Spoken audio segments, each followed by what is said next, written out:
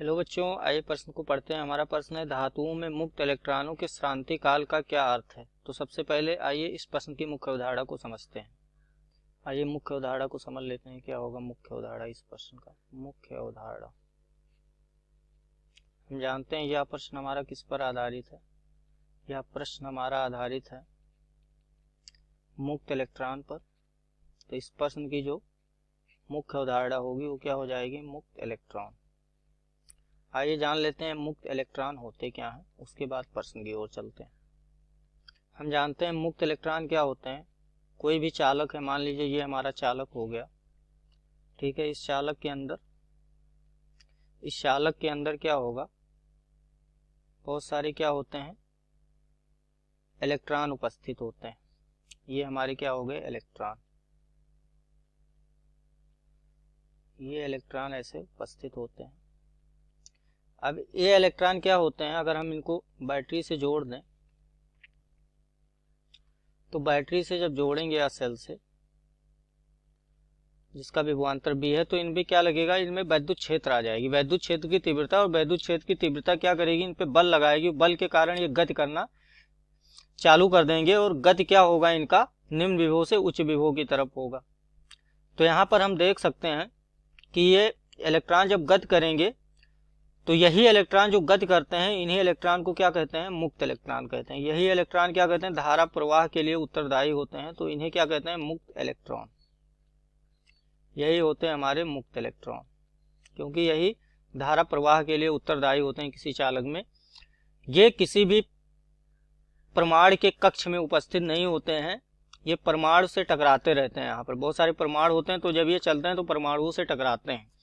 तो इन्हीं को क्या कहते हैं? मुक्त इलेक्ट्रॉन। ये क्या करते हैं? ये आवेशित कण होते हैं, इनमें आवेश होता है, और जब आवेश गति करता है तो धारा प्रवाह होता है। तो इलेक्ट्रॉन ही, मुक्त इलेक्ट्रॉन ही क्या होते हैं? धारा प्रवाह के लिए जिम्मेदार होते हैं किसी भी चालक में, जब उसमें हम विभव लगाते हैं उनके सिरों के बीच।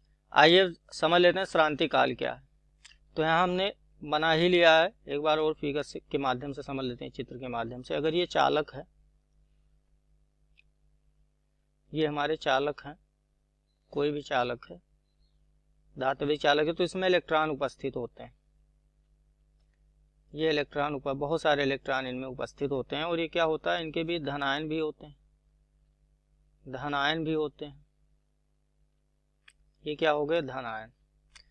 अब क्या होगा? ये इलेक्ट्रॉन लगातार इन धन आयनों से टकराते रहते हैं।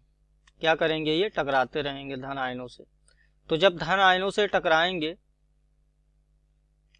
ठीक है, धन आयनों से लगातार ये टकराते रहते हैं, और धन आयनों से जब टकराते हैं, मान लीजिए ये इलेक्ट्रॉन है हमारा, ये वाला इलेक्ट्रॉन, ये आके इससे टकराया, इससे टकराने के बाद किससे टकराया? इससे टकराया। तो इनके बीच, दो धन आयनों के बीच, दो क्रमागत टक्कर हुए, तो दो धन आयनों के बीच इन्होंने कुछ दूरी चली। उस दूरी को कहते हैं माध्य मुक्त पथ। इसको क्या बोलते हैं? माध्य मुक्त पथ बोलते हैं इसको, माध्य मुक्त पथ। तो ऐसा करने पर इन्होंने कुछ समय लिया, उसी समय को क्या कहते हैं? श्रांति काल कहते हैं। तो हम यहाँ पे लिख लेते हैं श्रांति काल क्या होता है। तो यहाँ पे लिख लेते हैं इलेक्ट्रॉन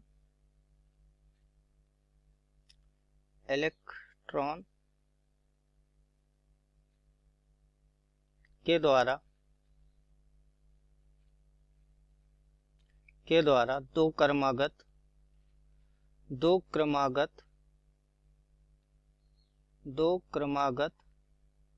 टक्कर,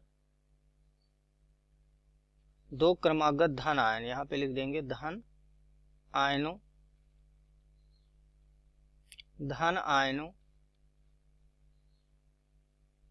से टक्कर में लिया गया समय या लगा समय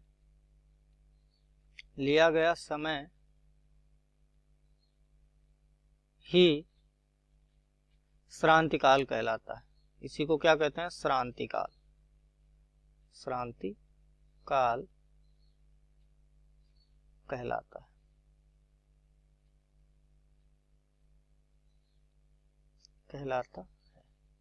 श्रांति काल को हम टाउ से प्रदर्शित करते हैं। टाउ को क्या बोला जाता है? श्रांति काल। ये हमारा होता है श्रांति काल। मैं आशा करता हूँ इस प्रश्न का उत्तर आपको समझ में आया होगा। धन्यवाद।